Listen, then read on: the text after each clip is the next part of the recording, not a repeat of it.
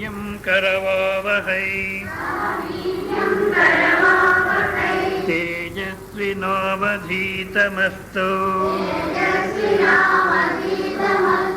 मा विद्विषावहै ॐ शान्ति शान्ति शान्तिः।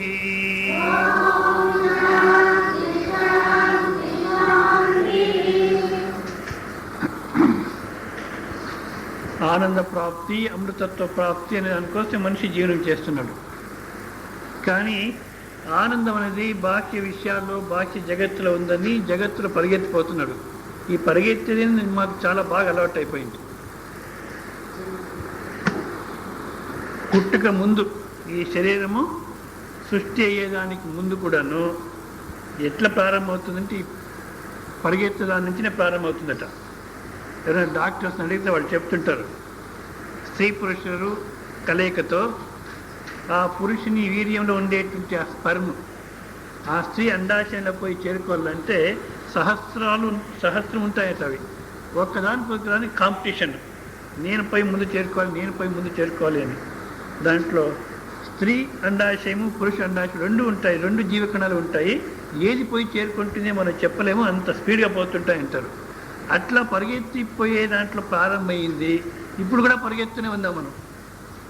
ఒకరు చూసి వాళ్ళు పరిగెత్తున్నారు. వాడిని చూసి అబ్బా వాడు ఎంత బాగున్నాడో, ఎంత హాయిగా ఉన్నాడో, వాడి వల్ల నేనుంటే బాగుంటుందని వాడిని చూసి పరిగెత్తున్నాను.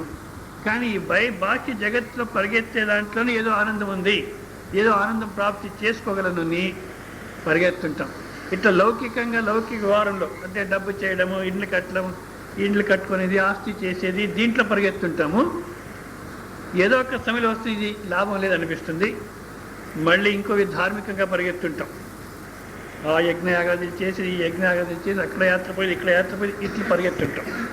కానీ ఏమి చేసినా కూడాను తృప్తి సమాధానం కలిగిందా అంటే, ఉదయం చూస్తున్నాము ఏమి చేసినా మనస్సుతో దాహం పెరుగుతుంది కానీ తృప్తి సమాధానం అనేది కనబడదు. గనక ఇప్పుడు మనం ఏం చేయాలి అంటే కొంచెం మార్పు చేసుకోవాలి.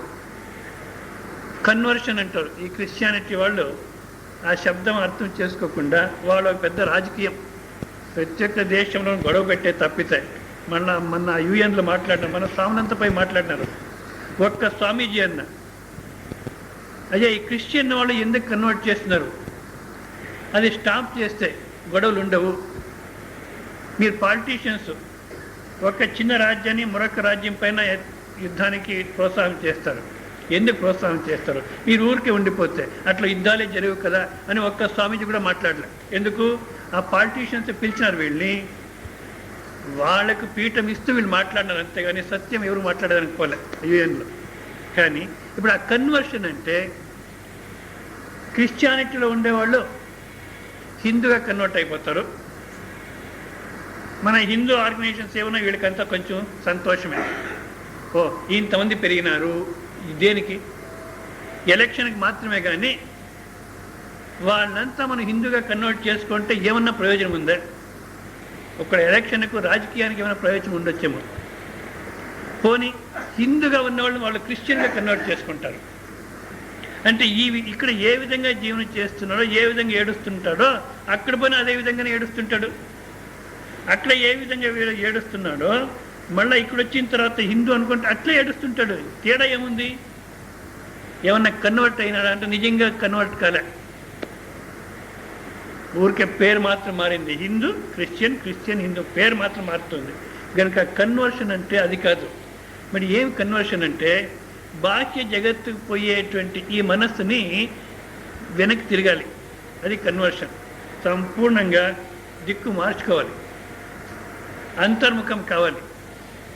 పుట్టినప్పటి నుంచి ఈరోజు వరకు బాహ్య జగత్తుని గురించే విచారం చేసినాను. చంద్రగ్రహానికి కూడా పోయినాను, శని గ్రహానికి పోయే ప్రయత్నం చేస్తున్నాను, అంగార గ్రహానికి పోయినాను.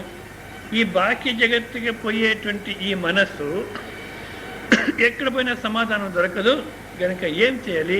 ఇది కన్వర్ట్ కావాలంటే అంతర్ముఖం కావాలి. అంతర్ముఖమైతేనే సమస్య పరిహారం అవుతుంది. కానీ బాకీ జగత్తుని తిరుగుతుంటే సమస్య పరిహారం కాదు. మాకు కొంచెం ముందుకు వచ్చేసండి. మీరు ఒక్కరు కూర్చున్నారంటే అందరూ అట్లా కూర్చుంటారు. రండి, మళ్ళీ లేచిపోదురు.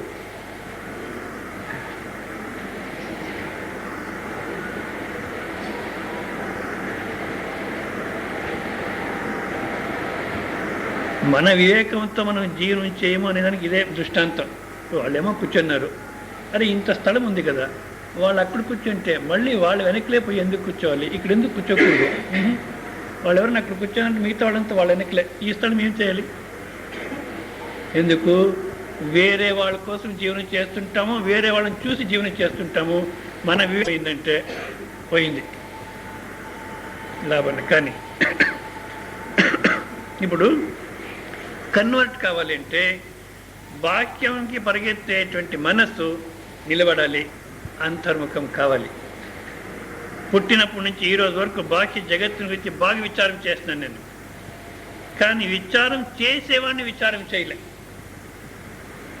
సమస్య ఎందుకు పరిహారం కాదంటే విచారం చేసేవాడిని విచారం చేయలేదు. విచారం చేసేవాడు ఎవరు? ఈ జగత్తుని.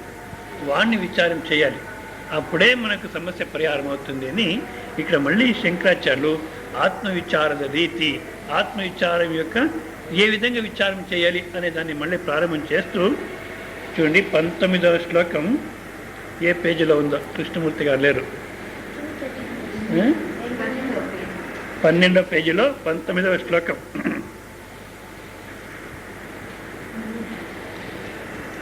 సంగోతావాస్మి భూతానాం కరణానాం తథైవ చ వ్యస్తం వ్యానతమం వాస్మి వ్యస్తం వాన్యతమం వాస్మి ఓ వాస్మీతి విచారయేత్. సంఘోతావాస్మి భూతానాం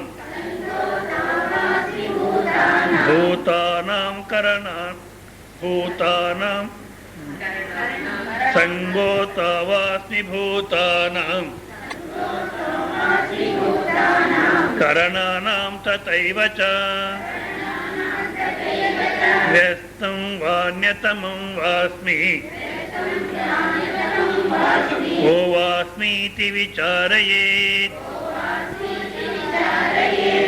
సామాన్యంగా విచారం అంటే ఈ చాలామంది బోర్డు వేసుకున్నారు, విచారవాదులు అని. కర్ణాటకలో ఎక్కువ, బహుశా ఇక్కడ కూడాను ఈ హేతువాదులను ఉన్నారు. ఇది కొంచెం వాళ్ళు ఆలోచన చేయాలి. వేరే వాళ్ళని విరోధం చేసేదే విచారం కాదు.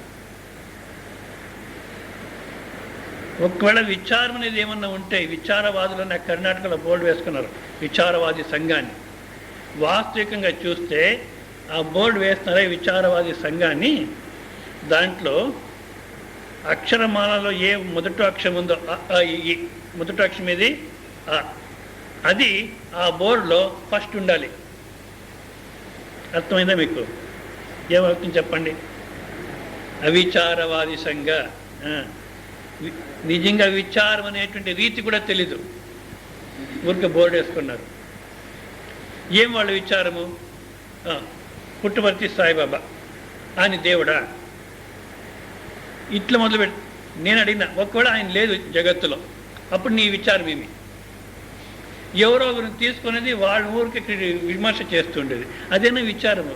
ఒకవేళ ఆ వ్యక్తి లేదు ఈ జగత్తులో, అప్పుడు నీ తత్వం ఏమి? విచారం అనేది ఏమన్నా ఉంటే తినేదానికి అన్నం ఉండిందో లేదో, వేసుకునేదానికి వస్త్రాలు ఉండిందో లేదో, ఉండేదానికి ఒక కుటియా ఉండిందో లేదో, ఈ భౌతికమైన దేనికి ఆలోచన చేయకోకుండా సత్యమేమి అని, సత్యమే కావాలి అనేటువంటి ఎవరైతే విచారం చేస్తున్నారో అటువంటి సన్యాసుల్లో విచారం ఉండింది. కానీ అటువంటి సన్యాసుల విచారం ఉంది, కానీ నిజంగా వీళ్ళలో విచారం లేదు, ఊరికి బోర్డు వేసుకున్నారు అంతే. వీళ్ళ విచారం ఏమంటే ఇటువంటిది ఏదో. మా మధ్యలో గలాట్ చేయకండి, కొంచెం బయట పెట్టుకున్నాము.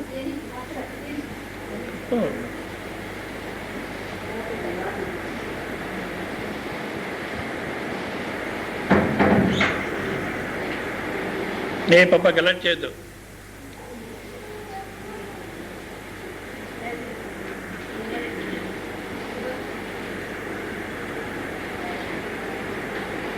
విచారం అంటే సామాన్యంగా ఏమనుకుంటారు? దేవుడు ఉన్నాడా లేదా, ఇది విచారం అంటారు. నిజంగా ఇది విచారం కాదు. దేవుడు ఉన్నాడు అని నిశ్చయం చేసినా నీ పరిస్థితి ఏం మారదు. దేవుడు లేదు అని నిశ్చయం చేసినా నువ్వు ఏ విధంగా ఉంటావో అదే విధంగానే ఉంటావు. కనుక ఇది పెద్ద విచారం. దేవుడు ఎందుకు ఈ జగత్తు ఇట్లా సృష్టి చేసినాడు? బాగా చేసింటే ఏది కదా, ఇది ఎందుకు ఇట్లా సృష్టి చేసినాడు, ఎందుకు ఈ కష్టాలు ఉన్నాయి, ఏమో వీడి చేతికి ఇచ్చింటే బాగా చేసేవాడు అని. నిజంగా ఇదంతా విచారక్రమం కాదు, అనవశ్యకమైన విచారం ఇదంతా. మరి విచారం అంటే ఏది? నేనెందుకు ఇట్లున్నాను, ఇక్కడి నుంచి ప్రారంభం కావాలి. నేనెందుకు ఇట్లున్నాను, ఆనందాని కోసం ఇంత ప్రయత్నం చేస్తున్నాను, వేరే వాళ్ళకి తెలివి లేదు, నాకే తెలివి ఉంది, నా తెలివి ఎంత ఖర్చు పెట్టి ప్రయత్నం చేస్తున్నాను, అయినా కూడా దుఃఖంలోనే ఉన్నాను, ఎందుకు? అసలు నేనంటే ఎవరు? విచారం చేయాలంటే ఇక్కడ ఏదో ఒక సంస్థ ఉంది ఈ అనంతపురం డిస్టిక్లోనే, బహుశా వాళ్ళు కూడా ఇక్కడ ప్రవచనాలకు వస్తారో ఏమో. వాళ్ళు ఏంది విచారం అంటే, నేనుంటే జీవుడు దేవుడు జగత్తు, నేను లేకపోతే జీవుడు దేవుడు జగత్తు లేదు, నేనుంటే జీవుడు దేవుడు జగత్తు. నేనంటే ఏమి, జీవుడు అంటే ఏమి, దేవుడు అంటే ఏమి, జగత్ అంటే ఏమి, నిజంగా ఏ మాత్రం తెలియదు. మళ్ళీ రమణ మహర్షి ఆశ్రమం పేరు, రమణ మహర్షి శిష్యులని పేరు. ఏ మాత్రం రమణ మహర్షి కాంపౌండ్ కూడా కనపడలే వాళ్ళకు, రమణ మహర్షి ఆశ్రమం గేట్ కూడా చూడలేవాళ్ళు. పోయింటారు, కొండలు చుట్టేస్తారు, కానీ రమణ మహర్షి విచార క్రమం ఏముందో, రమణ మహర్షి తత్వం ఏముందో దాని ఏ సుగంధం కూడా వీళ్ళకి రాలే. కానీ ఊరికే మళ్ళీ క్రిటిసైజ్ చేస్తారు. ఏమి గ్రంథాలు చదువుకుంటారు, ఏం శాస్త్రం వింటారు మీరు? శాస్త్రం వింటే ఆత్మ అనుభవం వస్తుందా? అంటే వీళ్ళు శాస్త్ర శ్రవణం అంటే గ్రంథాలు చదివేది అంటే ఏమనుకున్నారు? ఉపదేశాహస్త్రి గ్రంథం చదివినాము, అయిపోయింది. బృహదారణ్యకోపనిషత్తు అయిపోయింది. ఈ విధంగా కాదు. ఆ మంత్రాల ద్వారా, ఆ మంత్రాల యొక్క సహాయంతో నన్ను నేను అధ్యయనం చేస్తాను, అంతేగాని గ్రంథాధ్యయనం కాదు ఉపనిషత్తు అంటే. గ్రంథ శ్రవణం అంటే, వేదాంత శ్రవణం అంటే గ్రంథం అధ్యయనం చేసేది కాదు, నన్ను నేను అధ్యయనం చేసుకోవాలి. గనక నేను ఎవరు అనేటువంటి ప్రశ్న రావాలి. రమణ మహర్షి ఎవరు పోయినా కూడా ఎక్కువ మాట్లాడేవాడు కాదు మహానుభావుడు. నువ్వెవరు చూసుకోపో, ఏ విధంగా వచ్చినావో ఆ విధంగా తిరిగిపో అనేవాడు. ఏ విధంగా వచ్చినామో, రైల్లో వచ్చినామో మళ్ళా రైలు నుంచి తిరిగిపోయేది కాదు. ఆ నేను అనేది ఎక్కడి నుంచి వచ్చిందో అక్కడికి తిరిగిపోవాలంటే ఎట్లా పోవాలి? కన్ను మూసుకొని ఎక్కడో ఆకాశం చూస్తే కాదు, లేదా నేనంటే ఎవరు, నేనంటే జీవుడు దేవుడు జగత్ ఇట్లా శబ్దాలు వాడితే కాదు. మరి నేను అనే విచారం ఎట్లా ప్రారంభం కావాలంటే, ఈ ప్రశ్న మాలో ఉద్భవం అయిందంటే, నేను ఎవరు అనేటువంటి ప్రశ్న నిజంగా మనకు వచ్చిందంటే, ఊరికే రెండు శబ్దాలు కాదు, ఆ సందేహం వచ్చిందంటే మనకు మొత్తం నన్ను గురించి నేనేమనుకున్నాను దాంట్లో అంతా నాకు సందేహం ఉంది. అప్పుడే నేను ఎవరు అనేటువంటి ప్రశ్న నిజంగా మాలో ఉద్భవమైందంటే, మాలో ఆ ప్రశ్న వచ్చిందంటే, నేను ఫలానా వాళ్ళ కొడుకు, ఫలానా స్త్రీకి భర్త, ఫలానా పిల్లలకి తండ్రి, నేను ఇంజనీరు, నేను BE గ్రాడ్యుయేటు, నేను సుఖి దుఃఖి, ఇది ఏమేమి అనుకున్నాడో దీంట్లో అంతా అప్పుడే సందేహం వచ్చింది. ఎందుకు? ఇదే నా స్వరూపం అనేది ఉంటే మళ్ళీ నేను ఎవరు అనే ప్రశ్న రాదు. నేను ఫలానా వాళ్ళ కొడుకు అనేది ఉంటే నిశ్చయంగా, అప్పుడు మళ్ళీ నేను ఎవరు అనే ప్రశ్న ఎందుకు వస్తుంది? లేదు, నేను ఫలానా వాళ్ళ కొడుకు, ఫలానా స్త్రీకి భర్త, ఫలానా పిల్లలకి తండ్రి, ఈ విధంగానే జీవనం చేసుకుని వస్తున్నాను, ఇది నిజమేనా? ఇట్లా నన్ను గురించి నేను ఏమేమి అనుకున్నానో ఇది నిజమా లేదా మరొక విధంగా ఉన్నానా? దాన్ని ఇక్కడ సంగాతో అస్మి భూతానాం, నేను అహం భూతానాం సంగాత అస్మివా, నేను పంచమహాభూతాల యొక్క కలయిక సంఘాత్మ ఏముందో అదేనా నేను? పంచమహాభూతాలతో అయినటువంటి శరీరం, ఈ శరీరమే నేనా? కరణానాం తథైవచ, లేదా తథైవ చ కరణానాం సంగాతోస్మివ, కరణానాం సంగాతోస్మివ అంటే పంచమహాభూతాల యొక్క సంఘాతం అంటే జడ పదార్థాలు ఒక్కటిగా చేరింది, దాన్ని సంఘాత అంటారు. ఆ సంఘాత అనేటువంటి శబ్దమే అర్థం చేసుకొని ఇస్తే కొంచెము ఈ శరీరం నేను కాదు అనేది అర్థమైపోతుంది. ఎట్లా అంటే జడ పదార్థాలు ఒక్కటిగా చేరినాయంటే మరొక చైతన్య పురుషుని కోసమే ఒక్కటిగా చేరుతాయి, కానీ తమ కోసం తాము ఒక్కటిగా చేరాల. ఇప్పుడు ఇది ఈ మందిరం, ఈ ఇల్లు, దీంట్లో సిమెంటు, ఇనుము, ఇదంతా చెక్క, ఇదంతా చేరి మనం ఇల్లు అంటున్నాం. ఇదంతా నిజంగా ఎవరి కోసం ఉంది? మనం శ్రవణం చేసేదానికి, మనం శ్రవణం చెప్పేదానికి, కానీ ఆ గోడలు ఏమి శ్రవణం చేయవు. జడ పదార్థాలు ఒక్కటిగా చేసి మరొక చైతన్య పురుషుని కోసమే. అదేవిధంగా పంచమహాభూతాల యొక్క శరీరమే నేనా? ఒకవేళ శరీరమే నేనా, లేదా ఇంద్రియ కరణాలు, కన్ను, ముక్కు, చెవి ఇదేమున్నాయో ఈ కరణాల యొక్క గుంపు, ఈ సంఘాతమే నేనా అని ప్రశ్న వేసుకొని వివేకం చేయాలి. వ్యస్తం వా అన్యతమం వా అస్మి, నేను ఈ మొత్తం పంచమహాభూతాల యొక్క కలయిక నేనా, లేదా ఇంద్రియాల యొక్క కలయిక నేనా, లేదా నేను మరో విధంగా ఉన్నానా అని ప్రశ్న వేసుకొని వివేకం చేయాలి. ఇట్లా వివేకం చేసినప్పుడు ఆ ప్రశ్నకు సమాధానం ఇస్తారు. నిజంగా అటువంటి ప్రశ్న మనలో వస్తే ఏం సమాధానం? వ్యస్తం నాహం సమస్తం వా భూతమింద్రియమేవ వా నేయత్వాత్ కరణత్వాచ జ్ఞాతాన్యోస్మాత్ ఘటాదివత్ వ్యస్తం నాహం సమస్తం వా భూతమింద్రియమేవ వా జ్ఞేయత్వాత్ కరణత్వాచ జ్ఞాతాన్యోస్మాత్ ఘటాదివత్ నా అహం వ్యస్తం, నేను ఏదో ఒక్క పంచమహాభూతంలో ఏదో ఒక్కటి నేను కాదు. ఆకాశ, వాయు, అగ్ని, ఆప, పృథివీ, దీంట్లో ఏదో ఒక్కటి నేను కాదు. లేదా మొత్తం పంచమహాభూతాల యొక్క సమస్తం 5 మహాభూతాలు కూడా నేను కాదు, 5 పంచమహాభూతాలు అయినటువంటి శరీరం కూడాను నేను కాదు. భూతం ఇంద్రియమేవ, లేదా పంచమహాభూతాలతో సృష్టి అయినటువంటి ఈ ఇంద్రియాలు కూడాను నేను కాదు. ఎందుకు ఇట్లా చెప్తున్నారు అంటే జ్ఞేయత్వాత్ కరణత్వాచ్చ. జ్ఞేయత్వాత్ మనకు దృశ్యంగా వస్తున్నాయి. అనేక సార్లు మనం వివేకం చేస్తున్నాం. ఇప్పుడు మీ శరీరం అనేది మీకు దృశ్యమై ఉందా లేదా అంటే మీ శరీరాన్ని మీరు చూస్తున్నారా లేదా? వేరే వాళ్ళ శరీరాన్ని ఏ విధంగా చూస్తున్నారో అదే విధంగానే మీ శరీరాన్ని మీరు చూస్తున్నారు. వేరే వాళ్ళ శరీరాన్ని మీ కంటితో చూస్తున్నారు, అదేవిధంగా మీ శరీరాన్ని కూడా మీ కన్నుతో చూస్తున్నారు. అవును కదా? ఇది ఒకటి. అంతేకాదు ఈ కన్ను అనేది కూడాను శరీరంలోనే మనం తీసుకొని కన్నుతో సహా ఉన్న శరీరం, మీ శరీరాన్ని మీరు చూస్తున్నారా లేదా అంటే పక్కనున్న వాళ్ళ శరీరంలో నేను అనేకసార్లు చెప్పింటాను, పక్కనున్న వాళ్ళ శరీరంలో వాళ్ళకు వీపు నొప్పి ఉంది. మీకు అర్థమవుతుందా? ఇప్పుడు ప్రవచనంలో ఎవరన్నా ఇట్లా కూర్చొని ఉంటారు, ఏదో నా ప్రార్థన ఇట్లయిపోయింది, వినే ఉత్సాహమే కనబడదు చూస్తే. ఏం వీళ్ళకి ఎట్లా చెప్పేది అనిపిస్తుంది. ఎందుకు?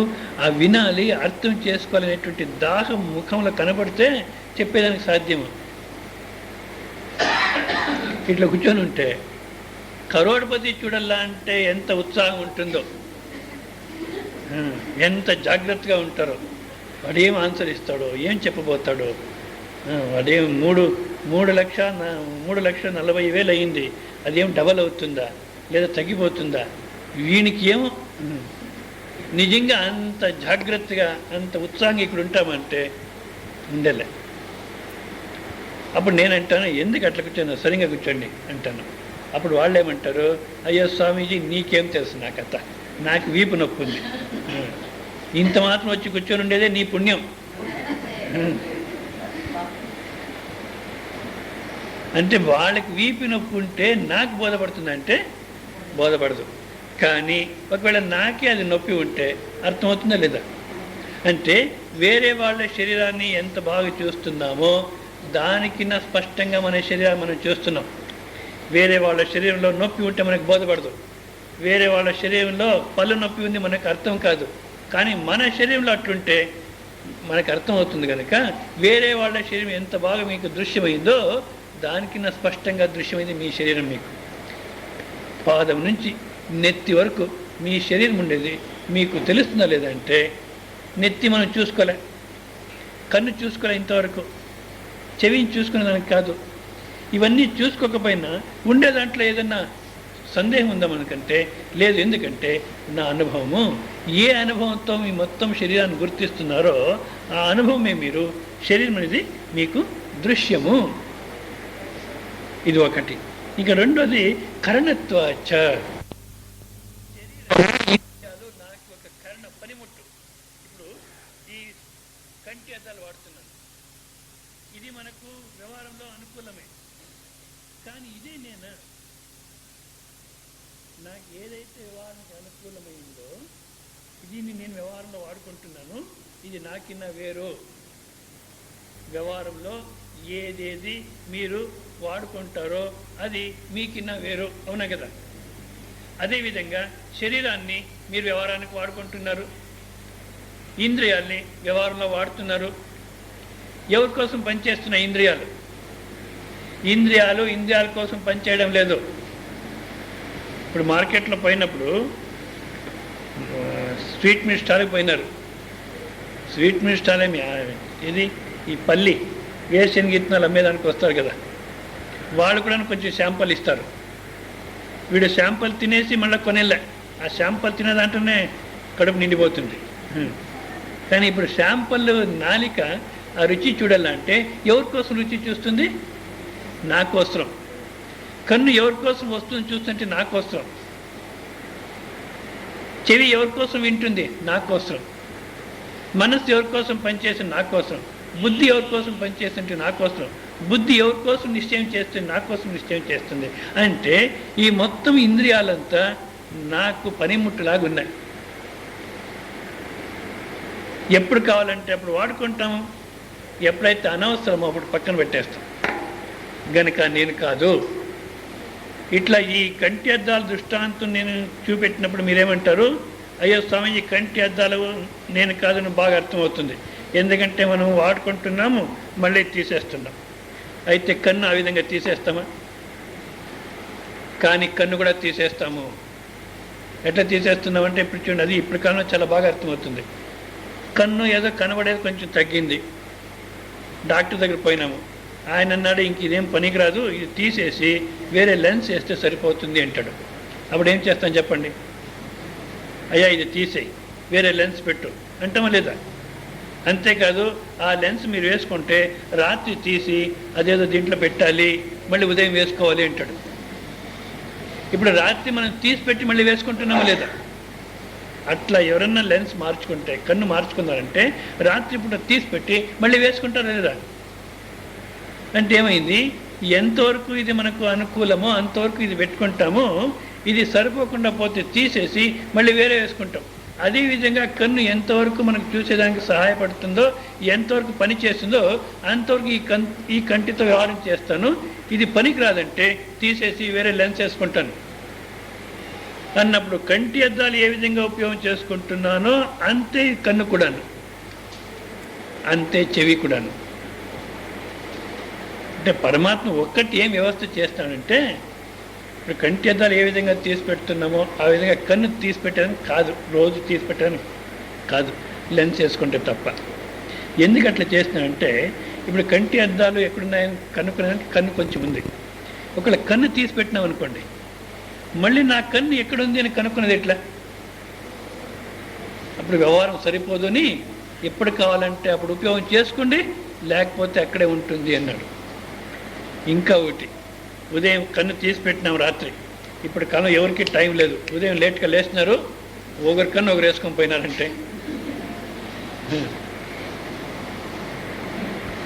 అట్లా మనం తీసి పెట్టుకోకుండా ఆ కన్ను ఇక్కడే ఉన్నా కూడాను నిజంగా ఒక పనిముట్టులాగా అది ఉంది, కానీ అదే నేను కాదు. ఏదైతే నా వ్యవహారానికి ఉపయోగం చేసుకుంటానో ఆ వస్తువు నాకిన్న భిన్నము, అదే నేను కాదు. ఈ రెండు కారణాలు, జ్ఞేయత్వ కర్ణత్వాచ. ఘటాధివత్ దృష్టాంతం ఇచ్చినారు. ఘటం అంటే కుండ, వేరే ఏదన్నా మీరు తీసుకోండి. ఏ విధంగా మైక్ అనేది నాకు దృశ్యం, గడియారం దృశ్యం, పుస్తకం దృశ్యం, గనక ఇదేది నేను కాదు. ఏదేది మన ఉపయోగానికి వస్తుందో అదేది నేను కాదు. అదేవిధంగా కన్ను అనేది మనం ఉపయోగం చేసుకుంటున్నాము, సమస్త ఇంద్రియాలు ఉపయోగం చేసుకుంటున్నాము, మొత్తం శరీరాన్ని నేను ఉపయోగం చేసుకుంటున్నాను. అంతేకాదు మొత్తం శరీరం నాకు దృశ్యమై ఉంది కనుక నేను కాదు. ఇదంతా తీసేసిన తర్వాత జ్ఞాత అన్యః అస్మి. జ్ఞాత వీటినన్నిటినీ తెలుసుకునేవాడు ఎవడున్నాడో ఆ జ్ఞాత తెలుసుకునేవాడే నేను, కానీ తెలియబడేటువంటి వస్తు నేను కాదు. ఇప్పుడు శబ్ద స్పర్శ రూప రస గంధ ఈ విషయాల్ని ఇంద్రియాలతో మనం చూస్తున్నాం గనక ఈ విషయాలు నేను కాదు, ఇంద్రియాలు నేను అని పెట్టుకుందాం. కానీ మళ్ళీ ఇంద్రియాలు కూడాను మనకు దృశ్యమై ఉన్నాయి. ఎందుకు? నా చెవి చాలా బాగా వినపడేది ఇప్పుడేం వినపడదు. కోడాలు ఎక్కడో రూమ్లో కూర్చొని మాట్లాడుకున్న వినపడేది ఇప్పుడు ఎదురుగా నిలబడుకుని తిట్టినా కూడాను కూర్చోతాను. అంటే ఇంద్రియాలు బాగా వినపడేది ఇప్పుడు వినపడదు అనేది కూడా మనకు అర్థమవుతుంది, దృశ్యం అది. గనక ఈ దృశ్యమైన ఇంద్రియాలు మన చేతుల పనిముట్టులాగా ఉన్నటువంటి ఈ శరీరము ఇంద్రియాలు నా స్వరూపము కాదు. మరి దీన్నంతా ఎవరైతే తెలుసుకుంటున్నామో శబ్ద స్పర్శ రూప రసగంధ అనేదాన్ని ఇంద్రియాలతో తెలుసుకుంటున్నాము. ఇంద్రియాలు కూడాను నా కన్ను కనబడుతుంది, నా కన్ను కనపడదని నాకు తెలుస్తుంది కనుక ఇంద్రియాలు దేంతో తెలుసుకుంటున్నామో అదే నువ్వు అన్నప్పుడు దేంతో తెలుసుకుంటున్నాము ఇంద్రియాలు అంటే అయ్యే మన అనుభవం అంటాం. కానీ అర్థమయ్యేదానికోసం మనస్సుతో తెలుసుకుంటున్నాము. మనస్సు అనేది బుద్ధితో, బుద్ధి అనేది నేను అనేటువంటి అహంకారంతో తెలుసుకుంటున్నాం. ఆ అహంకారం నేను అనే దాని యొక్క స్వరూపం ఏం చూస్తే అహంకార సహితంగా కూడా నేను వ్యవహారం చేస్తుంటాను, అహంకారం లేకోకుండా ఉండగలను. నిద్రానుభవంతో మనం చూసుకున్నప్పుడు నేను అనే తలంపు లేకుండా మనం ఉన్నాం అక్కడ. గనక అదే జ్ఞాత, ఆ జ్ఞాత స్వరూపమే నువ్వు. జ్ఞేయ వస్తు శరీరము నువ్వు కాదు. ఈ విధంగా నన్ను నేను విచారం చేసుకొని నేనంటే ఏది అని ప్రశ్న వేసుకొని ఏదేది నేను కాదో, ఏ వస్తువులు తీసివేసేదానికి సాధ్యమో, ఎంతవరకు తీసివేసేదానికి సాధ్యమో అంతవరకు తీసేసిన తర్వాత ఇంకా తీసివేసేదానికి ఏది లేదు, ఏదైతే మిగిలిందో దాన్ని తీసేసేదానికి కాదు అనేంతవరకు తీసేసేదానికి కాకోకుండా ఏదైతే మిగిలిపోతుందో అదే మీరు. అది తృప్త స్వరూపమే, ఆనంద స్వరూపమే, అమృత స్వరూపమే. మళ్ళా మీరు తృప్తికి, ఆనందానికి, అమృతత్వానికి మరేం చేయవలసిన అవసరం లేదు. గనుక ఆత్మవిచారమే పరిహారమే కానీ మరొకటి కాదు అని శరీర ఇంద్రియ బుద్ధి మనస్సును కాదు, జ్ఞాత అనేవాడే నువ్వు అని చెప్పిన తర్వాత అది ఒక విచారాన్ని మనము అనేక బోధన క్రమం ఉంది. అధ్యారోపవాదాభ్యాం నిష్ప్రపంచం ప్రపంచతే బోధనా క్రమం వేదాంతంలో. గురు కావాలంటే ఏం క్వాలిఫికేషను అంటే అది భారతదేశంలో 10 మంది మూర్ఖులు దొరికితే నేను ఒక గురు,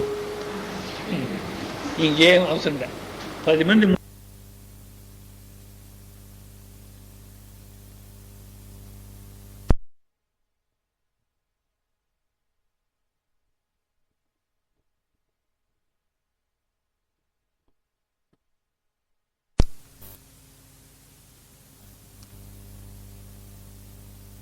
తెలుసు. బ్రహ్మవిదాప్నోతి పరం, బ్రహ్మస్వరూపాన్ని తెలుసుకుంటే నీకు శ్రేష్టమైన పదవి మోక్షం పొందగలవు అని ఈ అర్థం కూడా తెలుసు. కానీ బ్రహ్మ అంటే ఏంటి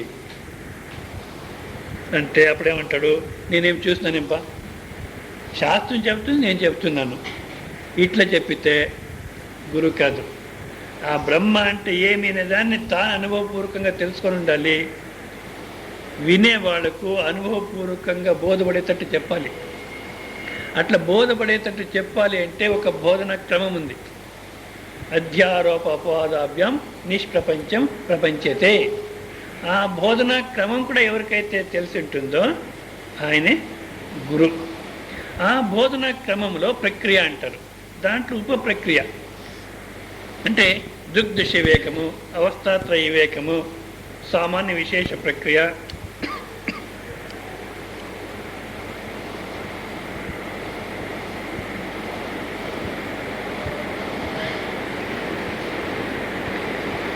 అనేక విధమైన బోధన క్రమాలు ఉన్నాయి. దాంట్లో అవస్థాత్రయ అనేది శరీర ఇంద్రియ బుద్ధి మనస్సు అహంకారం ఇదంతా వదులుకొని నేను ఉండగలను అనేది ఆ అవస్థాత్రయ వివేకంలో చాలా బాగా స్పష్టంగా మనకు అనుభవంలో కనబడుతుంది. గనక మళ్ళీ ఇక్కడ శంకరాచార్యులు మళ్ళీ అవస్థాత్రయ వివేకం తీసుకొని ఆ స్వరూపాన్ని బోధ చేసే దానికోసం ప్రారంభం చేస్తారు. 21వ శ్లోకం చూడండి. ఆత్మాగ్నిరిందనా బుద్ధి అవిద్యా కామకర్మభిః దీపిత ప్రజ్వలత్యేష ద్వారైశ్రోత్రాదిభిః సదా. ఆత్మాగ్నిరిందనా బుద్ధి అవిద్యా కామకర్మభిః దీపిత ప్రజ్వలత్యేష ద్వారైశ్రోత్రాదిభిః సదా.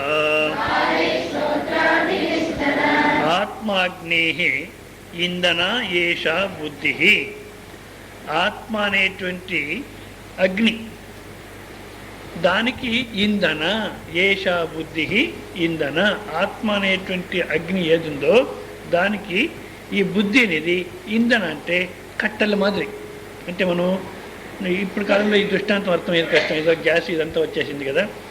ఆ కట్టెలు అనేదాన్ని మనం కట్టెలపై ఉన్నప్పుడు ఆ కట్టెలు వేసినప్పుడు ఏ విధంగా ప్రజ్వలిస్తుందో అదేవిధంగా ఆత్మ అనేటువంటి అగ్ని దాంట్లో ఈ బుద్ధి అనేది ఇంధన అంటే కట్టెల మాదిరి పనిచేస్తూ ఉంది. బుద్ధి శ్రోత్రాదిభిః ద్వారైః ఇంద్రియాల ద్వారా అవిద్యా కామకర్మభిః.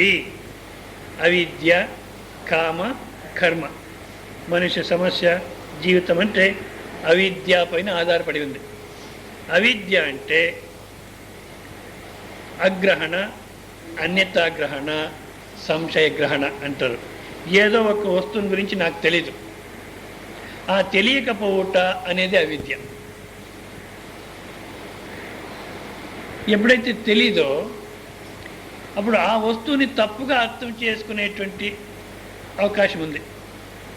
అంటే ఇదేం కార్యకారణ భావం అని కాదు, ముందు తెలియకపోవటం అనేది ఉంది, తర్వాత తప్పుగా అర్థం చేసుకుంటాము. ఆ విధంగా మన అనుభవంలో లేదు, తప్పుగా వ్యవహారం చేసేస్తాము. ఎందుకు ఇట్లా వ్యవహారం చేస్తున్నావు, నువ్వు ఏం బుద్ధి లేదనికంటే అయ్యో నాకు తెలీదు గనుక ఇట్లా చేస్తానంటాడు. తర్వాత వ్యవహారం చేసే సమయంలో నాకు తెలీదు కనుక తప్పుగా వ్యవహారం చేస్తున్నాను అనే అనుభవం ఉండదు. వ్యవహారం చేసిన తర్వాత కొంచెం తగ్గిస్తారా, హమ్మింగ్ సౌండ్ వస్తాడు.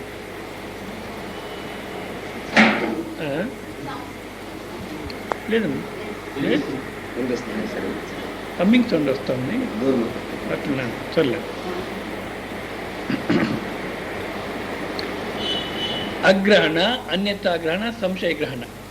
తప్పు తెలివితో వ్యవహారం చేసే సమయంలో నేను తప్పు తెలివితో వ్యవహారం చేస్తున్నాను ఎందుకంటే నాకు అసలు నిజమైన జ్ఞానం లేదు అనే అనుభవం ఉండదు.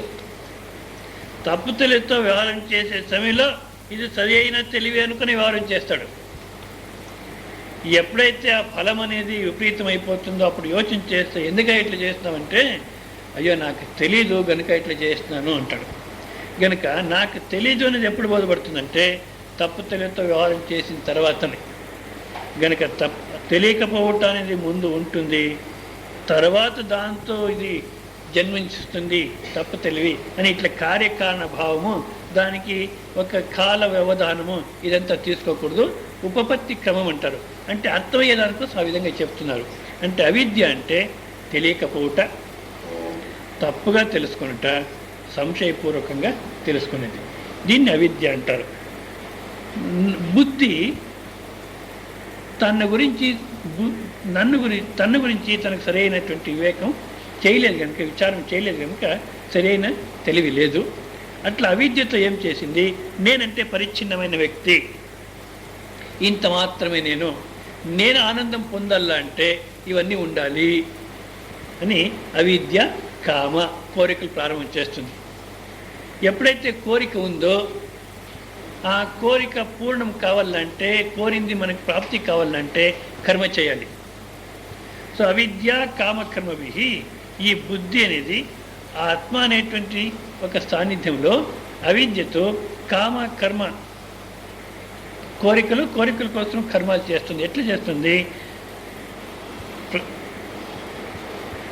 శ్రోత్రాదిభి ద్వారై, ఇంద్రియాల ద్వారా అవిద్యా కామకర్మాలతో పనిచేస్తూ దీపిత ప్రజ్వలత్యేష ద్వారై శ్రోత్రాదిభి సదా, ఎప్పుడును ఆ ఇంద్రియాల ద్వారా వ్యవహారం చేస్తూ చాలా యాక్టివ్గా ఉన్నట్టు కనబడుతుంది బుద్ధి. అవునా? బుద్ధికి స్వతంత్రమైనటువంటి శక్తి ఉందా అంటే సామాన్యంగా మనం అందరం అట్లే అనుకుని ఉంటాం. ఏమని, నాకున్నంత తెలివి ఎవరికి లేదబ్బా, నేను నన్ను అర్థం చేసుకుని అంతేగాని నా మాట వీళ్ళు విన్నారంటే అబ్బా, అంటే అహంకారము నిజంగా స్వతంత్రంగా తనకు తెలివి ఉంది అనుకుంటున్నాడు. నిజంగా స్వతంత్రంగా తెలివి ఉందా అంటే లేదు. ఆత్మ సాన్నిధ్యంలోనే బుద్ధి అనేది అవిద్యతో పనిచేస్తూ ఉంది. బుద్ధి అనేది అవిద్యతో పనిచేస్తూ ఉందని మనకు అర్థమయ్యేదానికి చెప్తున్నారు, కానీ ఆ బుద్ధి అనేది కూడా నా అవిద్యతోనే కనబడతా ఉంది. గనుక బుద్ధికి స్వతంత్రమైనటువంటి శక్తి లేదు. ఏ విధంగా అంటే ఇక్కడ ఒక ట్రాన్స్ఫార్మర్ ఉంది, ఆ ట్రాన్స్ఫార్మర్ అంటుంది ఈ ఏరియాకి అంతా కరెంట్ సప్లై నేనే అంటుంది, నేనే మూలము. నిజంగా ట్రాన్స్ఫార్మర్కు కరెంటు సప్లై చేసేటువంటి ఒక యోగ్యత ఉందా అంటే ఆ జనరేటింగ్ స్టేషన్ వదిలేస్తే దీనికి ఏం యోగ్యత ఉంది? మొన్న ఎప్పుడు నేను ఖద్రా జనరేటింగ్ స్టేషన్ అని కార్వార్ దగ్గర చూసేకపోయినాను. మళ్ళీ అక్కడ శ్రీశైలం డ్యామ్లో అక్కడ చూసినాం. అప్పుడు వాళ్ళని కనుక్కుంటే ఈ ట్రాన్స్ఫార్మర్ దేనికోసము ఏం పనిచేస్తుంది అంటే ఈ వోల్టేజ్ ఏదుందో దాన్ని ఈక్వలైజ్ చేసే దానికోసం అంతే దాని పని, కానీ ఇంకెక్కువ ఏం లేదంటారు. కానీ ఇప్పుడు ట్రాన్స్ఫార్మర్ నేను లేకుండా ఎట్టు వెళ్తుంది మీ ఇంట్లో లైటు అంటుంది. అదే విధంగానే ఈ అహంకారం కూడా, బుద్ధి కూడా దీనికి మూలం ఏదుందో మూలాన్ని మర్చిపోయి నేనే అంటుంది. కానీ విచారం చేస్తే దక్షిణాక్షి ప్రధానేషు యదా బుద్ధిర్విచేష్టతే విషయైర్హవిషా దీప్త ఆత్మాగ్ని స్థూలభుక్తదా దక్షిణాక్షి ప్రధానేషు యదా బుద్ధిర్విచేష్టతే విషయైర్హవిషా దీప్త ఆత్మాగ్ని స్థూలభుక్తదా. ఇంద్రియాల్లో దక్షిణాక్షి అంటే కుడికన్ను, అది ప్రాధాన్యం అంటారు శాస్త్రాల్లో. ఎందుకు అనేది అంత స్పష్టంగా ఎక్కడ కనబడదు, కానీ ఇది ప్రాధాన్యం అంటారు. అంటే దక్షిణాక్షి యథా బుద్ధి విచేష్టతే అంటే ఇంద్రియాల ద్వారా బుద్ధి ఏ విధంగా వ్యవహారము చేస్తూ ఉందో, ఎట్లా వ్యవహారం చేస్తూ ఉంది, విషయై హవిష, విషయాలు అనేటువంటి హవిత్తుతో దీప్త ఆత్మాగ్ని స్థూలభుక్తద. ఇంద్రియాల ద్వారా విషయాల్లో వ్యవహారం చేసేటువంటి ఈ బుద్ధి ఆ ఆత్మ సాన్నిధ్యంలోనే పనిచేస్తూ ఉంది. అప్పుడు ఆ స్వరూపాన్ని స్థూలభుక్, జాగ్రత్త అవస్థ అంటారు. జాగ్రత్త అవస్థ అంటే స్థూలమైన విషయాల్ని ఇంద్రియాలతో అనుభవించేదాన్ని జాగ్రత్త అవస్థ అంటారు. ఇది మన వ్యవహారాన్ని చూసి చెప్పేటువంటి మాట మాత్రమే కానీ అనుభవపూర్వకంగా చూస్తే ఈ వ్యాఖ్యానం కూడా మొత్తం కరెక్ట్ అని చెప్పలేము.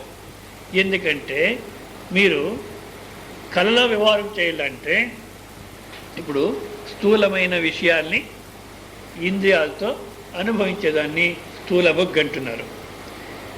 మళ్ళా తైజస అన్నప్పుడు వాసనతో సృష్టి అయినటువంటి విషయాల్ని కల్పితమైన ఇంద్రియాలతో అనుభవించేదాన్ని తైజస అంటారు.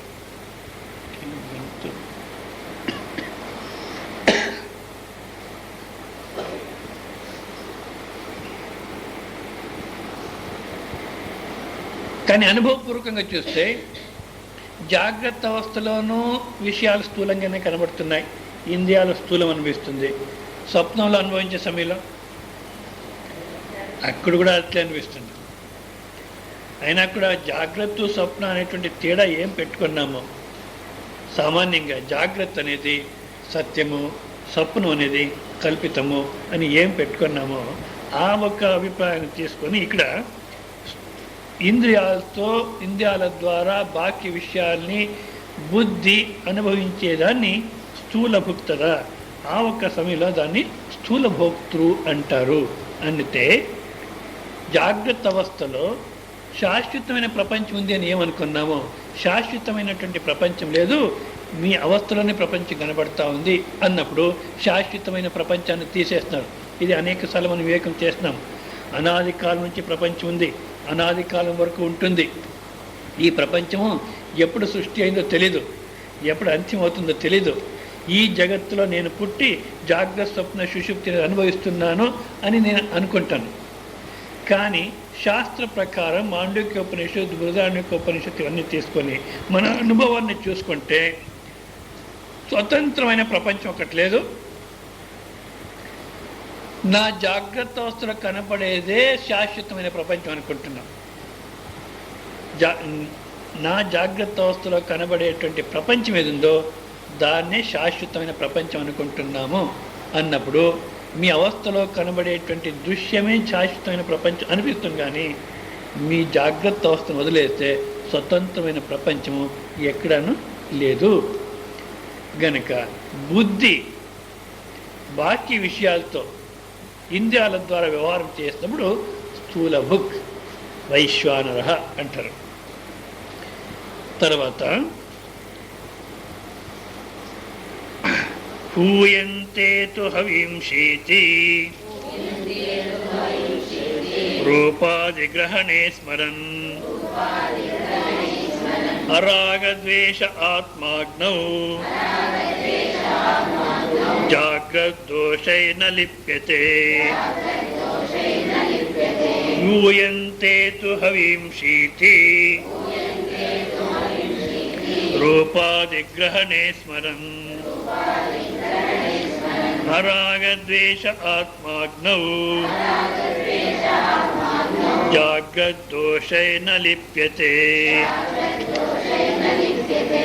ರೂಪವೇ ಮುಂತಾದದನ್ನು ಗ್ರಹಿಸುವ ಹವಿಸ್ಸುಗಳು ಆತ್ಮಾಗ್ನಿಲಿ ಹೋಮವಾಗುತ್ತವೆ ಎಂದು ನೆನೆಸುತ್ತಾ ರಾಗದ್ವೇಷಗಳಲ್ಲಿ ದಾತನು ಜಾಗ್ರದ್ದೋಷಗಳಿಂದ ಲಿಪ್ತನಾಗುವುದಿಲ್ಲ. అంటే ರೂಪವೇ ಮುಂತಾದನ್ನು ಗ್ರಹಿಸುವ ಹವಿಸ್ಸುಗಳು ಆತ್ಮಾಗ್ನಿಲಿ ಹೋಮವಾಗುತ್ತೆ ಎಂದು ನೆನೆಸುತ್ತಾ శబ్ద స్పర్శ రూప రస గంధ అని ఈ వస్తువులను చూసి రెండు భాగాలు చేసుకుంటుంది బుద్ధి. ఏ విధంగా? ఇది నాకు అనుకూలము, ఇది అనానుకూలము. అనుకూలమైన దాన్ని పొందేదానికోసము ప్రవృత్తి కర్మ చేస్తుంది, అనానుకూలమైన దాని నుంచి దూరం పోయేదానికోసం నివృత్తి కర్మ చేస్తుంది. ఈ ప్రవృత్తి నివృత్తి అనేది లౌకికము శాస్త్రీయం రెండు రకాలు ఉంటాయి. లౌకికం అంటే బాకీ విషయాలను చూసి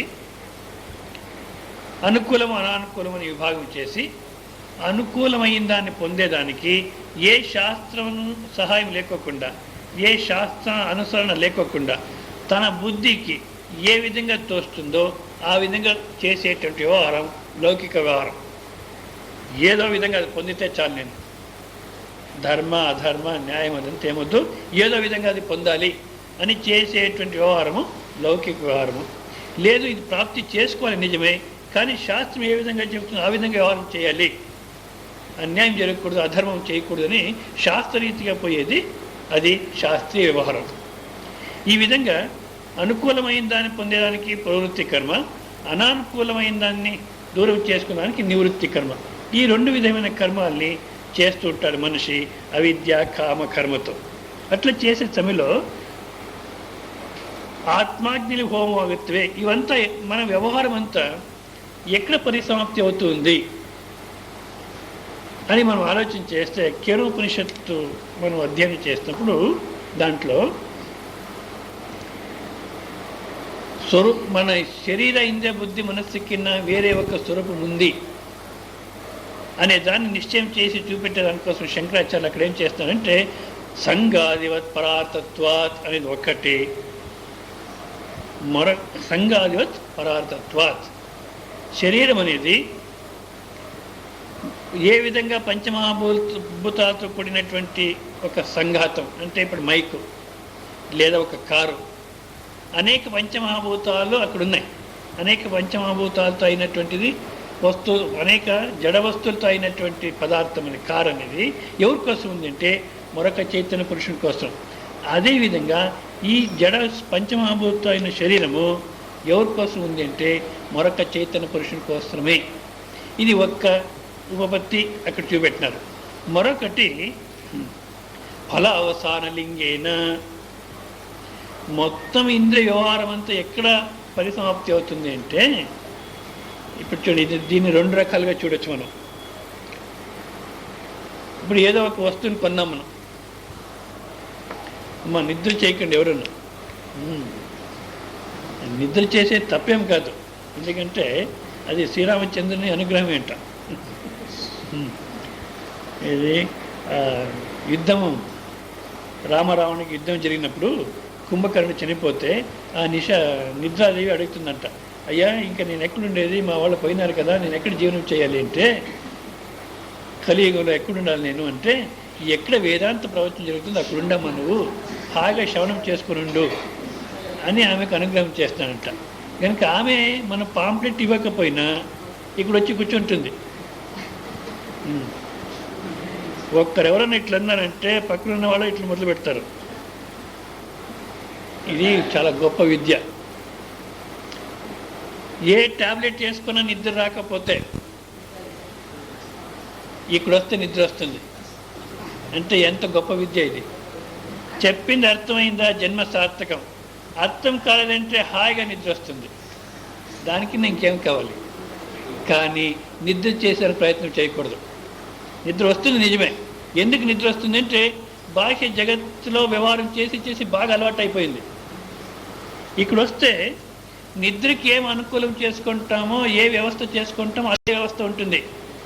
ఒక్కటే తేడా ఏమంటే, నిద్రపోవాలంటే ఏం చేస్తారు, బాహ్య వ్యవహారం అంతా వదిలేస్తారు, అవునా, ఇంద్రియ వ్యవహారం అంతా వదిలేసి శరీరాన్ని ఒక్క చోట పండబెడతారు.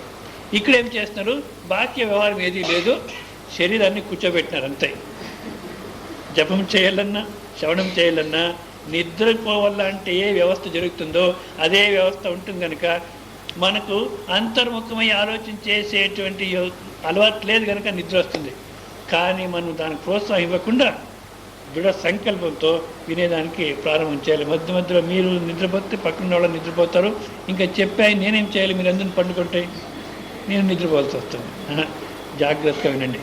ఫలావసాన లింగేన అన్నప్పుడు ఈ ఇంద్రియ వ్యవహారం అంతా ఎక్కడ పరిసమాప్తి అవుతుంది, ఎవరి కోసం జరుగుతుంది అంటే, ఇప్పుడు ఇంద్రియాలు ఒక మామిడి పండు కొనాలా అంటే కన్ను రూపాన్ని చూస్తుంది, రంగు చూస్తుంది, ఆ ఒక జ్ఞానంతో బాగుంది నిశ్చయం చేస్తాను నేను. మళ్ళీ స్పర్శ జ్ఞానంతో ఒక అభిప్రాయం వస్తుంది, ఓ బాగుంది అనుకుంటాను. మళ్ళీ నాలుకతో రుచి చూసేదానికి కాదు. ఎందుకు? ప్రతి ఒక్క పండు కొరికి చూసేదానికి కాదు అక్కడ అంగడిలో. అందుకు వాడేం చేస్తాడు, ఉదయం దేవుని ప్రార్థన చేసి ఒకటేదో కట్ చేస్తాడు, అది తీయగుంటుంది. ఒక పీస్ ఇచ్చి పులుపు పండ్లన్నీ అమ్మిస్తాడు వాడు. సరే, మనము అది రుచి చూస్తాం. ఎవరి కోసం రుచి చూస్తుంది? నాలుక అంటే నా కోసం రుచి చూస్తుంది. అంటే ఒక్కొక్క ఇంద్రియాల ద్వారా ఒక్కొక్క జ్ఞానాన్ని పొంది మళ్ళా ఆ ఒక్క అభిప్రాయాలంతా తీసుకొని పండు బాగుంది అని బుద్ధితో నిశ్చయం చేసి మళ్ళీ ఎంత కొనాలి అని వివేకం చేసి బుద్ధితో నిశ్చయం చేసి కొన్నాను. ఇప్పుడు వ్యవహారం పరిసమాప్తి అయిపోయిందంటే లేదు. ఇంటికి వచ్చి తిన్న తర్వాత నాకు ఆనందమైంది, లేదా పుల్లగుంటే నాకు మోసమైంది అంటాం. ఇప్పుడు ఎక్కడ పరిసమాప్తి అయింది అంటే నాకు ఆనందమైంది లేదా నాకు మోసమైంది. ఆ నేను అనే దాంట్లో ఇవన్నీ పోయి హవిస్సులాగా పడుతున్నాయి. దాన్ని ఇక్కడ హవిస్సు అన్నారు. ఏ విధంగా మనము యజ్ఞయాగది కర్మలు చేసినప్పుడు ఆ పదార్థాలని నెయ్యి మట్టి మొదలగు వాటిని హవిస్సు అర్పణ చేస్తున్నాం అగ్నికి, ఆ విధంగా మొత్తం ఈ ఇంద్రియ భోగం అంతా ఎక్కడ పరిసమాప్తి అవుతుందంటే ఆ నేను అనే దాంట్లో ఆ ఆత్మ సాన్నిధ్యంలో మొత్తం అంతా జరుగుతూ ఉంది. కనుక హవిస్సులాగా ఇదంతా పోయి అక్కడ పడుతూ ఉంది అన్నారు ఈ శ్లోకంలో. కానీ అంటే ఎవరి కోసం ఇది అంటే నా కోసం, ఇది ఒకటి.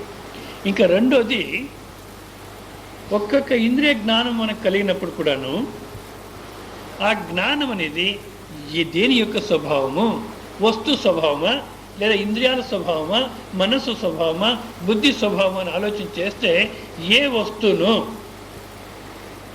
తను తాను నిశ్చయం చేసుకోదు. ఒకవేళ అట్లా నిశ్చయం చేసుకునే ప్రారంభం చేస్తే ఇంట్లో ఉండే వస్తువులు నేను ఇక్కడున్నాను రాండి అని పిలిచడానికి ప్రారంభం చేస్తే ఇల్లు ఖాళీ చేసేస్తాం. మరి ఇంద్రియాలతో చూసి చెప్తున్నాం గనక ఇంద్రియాలు వస్తువు నిశ్చయం చేస్తుంది. కానీ ఇంద్రియాలు ఉన్నదాన్ని ఎవరు నిశ్చయం చేయాలి అంటే ఇంద్రియాలకే స్వతంత్రమైన ఉనికి లేదు. ఇంద్రియాలు స్వతంత్రంగా నేనున్నాను, నేను బాగా పని చేస్తానని చెప్పుకోలేనికి సాధ్యం కాదు. కనుక మనస్సుతోనే ఇంద్రియాలు పనిచేస్తున్నాయి. మనస్సే ఇంద్రియాలు. మనస్సు లేకుండా ఇంద్రియాలు పనిచేసింది ఎప్పుడు లేదు. మనస్సు లేకోకుండా ఇంద్రియాలను మనం ఎప్పుడు చూడలేదు. కనుక మనస్సే ఇంద్రియాలుగా బాకీ విషయంగా కనబడుతుంది. కనుక మనస్సుకే ఆ స్వతంత్రమైన శక్తి ఉంది అనిపిస్తుంది మనకు. కానీ మళ్ళీ వివేకం చేస్తుందంటే మనస్సుకి ఆ శక్తి లేదు, బుద్ధి నిశ్చయం చేస్తుంది. బుద్ధికే స్వతంత్రమైన శక్తి ఉందా అంటే లేదు. బుద్ధి అనేది నా చేతుల్లో పనిముట్టు. కనుక ఆ నేను ఏదుందో అదేనే జ్ఞానస్వరూపం. ఎందుకంటే శబ్ద స్పర్శ రూపరస గంధ అనేది ఇంద్రియాలు, మనస్సు, బుద్ధి ఇదంతా ఆ నేను అనే దాని నుంచి నిశ్చయం అవుతోంది. కానీ నేను ఉన్నాను అనేది దేంతో నిశ్చయం కావాలి? బాకీ విషయాలు ఉంది అని చెప్పాలంటే ఈ ప్రమాణాలతో చెప్తున్నాము. నేను ఉన్నానని చెప్పాలంటే ఏమి ప్రమాణం? ఏ ప్రమాణం అవసరం లేదు, స్వతసిద్ధం. ఆ నేను అనేటువంటి అహంకారాన్ని తీసుకుంటే అక్కడికే మనము స్వతసిద్ధం అనిపిస్తుంది. ఇంకా నేను అనేటువంటి అహంకారం లేకుండా కూడా ఉంటాను. నేను అనే అహంకారం లేకపోయినా నేను ఉన్న సమయంలో కూడాను నేను ఉన్నాను అని నాకు బాగా తెలుసు. నేను ఉన్నాను అని చెప్పుకోకుండా ఉంటాను. గనుక అదేనే నిజమైన జ్ఞానస్థానం, ది సోర్స్ ఆఫ్ నాలెడ్జ్. గనుక మొత్తం ఇంద్రియ బుద్ధి వ్యవహారం అంతా మూలం ఏది అంటే ఆ జ్ఞాన స్వరూపమే. ఆ జ్ఞాన స్వరూపంలోనే ఈ హవిస్సంతా పోయి పడుతూ ఉంది అన్నప్పుడు అదే మన స్వరూపము. ರೂಪವೇ ಮುಂತಾದದ್ದನ್ನು ಗ್ರಹಿಸುವಾಗ ಹವಿಸ್ಸುಗಳು ಆತ್ಮಾಗ್ನಿಲಿ ಹೋಮವಾಗುತ್ತೆ ಎಂದು ನೆನೆಸುತ್ತಾ రాగద్వేషాలిల్లದ ఆతను అంటే ఇవన్నీ ఆత్మ సాన్నిధ్యంలోనే జరుగుతున్నాయి. ఆత్మ సాన్నిధ్యం, ఆత్మ ఉనికినే ఈ రాగద్వేష, ఈ శబ్ద స్పర్శ రూప రసగంధ ఇంద్రియాలు, మనస్సు, బుద్ధి ఇదంతా ఆత్మస్వరూపమే అని ఎవరైతే అర్థం చేసుకున్నారో అటువంటి వాడు రాగద్వేషాలిల్లద అతను రాగద్వేషాలు లేకుండా ಜಾಗ್ರತ್ ದೋಷಗಳಿಂದ ಲಿಪ್ತನಾಗುವುದಿಲ್ಲ. జాగ్రత్త అవస్థ దోషం అంటే వాస్తవికంగా జాగ్రత్త అవస్థలో ఏది ఉందో అది కనపడదు. ఏ అవస్థలో అయినా కానీ ఏది ఉందో అది కనబడదు, ఏది లేదో అదంతా కనబడుతుంది. ఏది మన జీవితానికి అనుకూలము సారమైందో అది కనబడదు, నిస్సారమైందంతా కనబడుతుంది. ఏది సత్యమో అది కనబడదు, ఏది అసత్యమో అదంతా కనబడుతుంది. ఏది ఆనందమో అది కనబడదు, ఏది దుఃఖమో అది కనబడుతుంది. కానీ ఎవరైతే బాగా వివేకం చేసుకున్నాడో, ఈ ఇంద్రియాలు, మనస్సు, బుద్ధి ఇదంతా ఆత్మస్వరూపమే అని ఎవరైతే అర్థం చేసుకున్నాడో అతను ఏ రాగద్వేషాలకి పోడు. ఎందుకంటే ఇప్పుడు రాగము ద్వేషము ఎట్లా వస్తుంది అర్థమవుతుందా లేదా? ఎందుకు నిద్ర వస్తుంది కదమ్మా.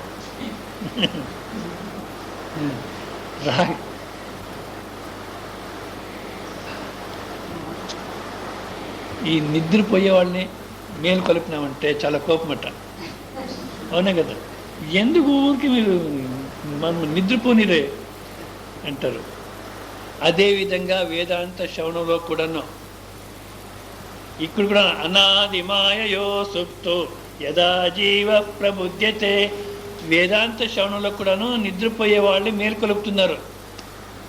ఏ విధంగా సామాన్యంగా నిద్రపోయే వాళ్ళు మనం లేయండి అంటే కోపం వాళ్ళకు, ఈ వేదాంతంలో కూడాను అయ్యో మీరు కళ చూస్తున్నారు మేలుకోండి అంటే వీళ్ళ కోపం.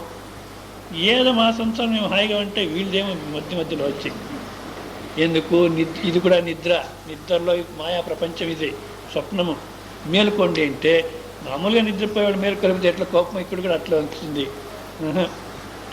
నిజమైనటువంటి వ్యవహారం మనిషి చేసే వ్యవహారం అంటే ఇదేనే, మిగతా అదంతా పశు వ్యవహారమే. వేదాంత బోధ వినేది ఒక్కటే మనిషి వ్యవహారం, మిగతా అదంతా పశు క్రిమికీటాలు కూడా చేస్తుంటాయి. కనుక మనం జాగ్రత్తగా వినాలి. వింటే ఎవరైతే మొత్తం జగత్తంతా నేనే అర్థం చేసుకున్నాడో అతనికి ఏ రాగద్వేషం ఉండదు. రాగద్వేషం రావాలంటే నాకిన భిన్నమైన వస్తువు ఉండాలి, అప్పుడు దానిపైన రాగమో ద్వేషం వస్తుంది. మొత్తం జగత్తంతా నేను అనేవానికి ఏ రాగము ఏ ద్వేషము? నేనే ఆనంద స్వరూపం ఎవరైతే కనుక్కున్నారో వానికి మళ్ళీ ఏ రాగం కూడా రాదు. ఎక్కడ ఏ విధంగా ఉన్నాడో అట్లే ఆనందంగా ఉంటాడు. సో ఆ విధంగా మనము శరీర ఇంద్రియ బుద్ధి మనస్సుని విచారం చేసి దీనికి నా అతీతమైన స్వరూపం అనే దాన్ని కనుక్కోవాలి. ఇతర శ్లోకం రేపు ఉదయం చూస్తాం. రేపు ఉదయము ఇక్కడ